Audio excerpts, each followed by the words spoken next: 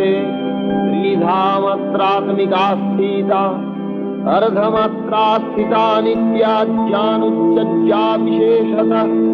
तमेव सा तं सावित्री तं देवी जननी परा तयैव धर्यते सर्वं तयैतत्सृज्यते जगत् तयैतत्पल्लते देवी समक्ष्यन्ते च सर्वदा विसृष्टौ सृष्टिरूपातं स्थितिरूपा च पालने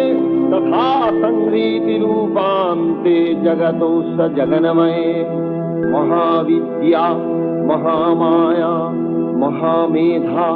महास्मृति महामहा च भवती महादेवी महासुरी प्रकृतिस्तञ्च सर्वस्व गुणत्रय विभाविनी कालरात्रिर्महारात्रिर्मोहरात्रिश्च दारुणा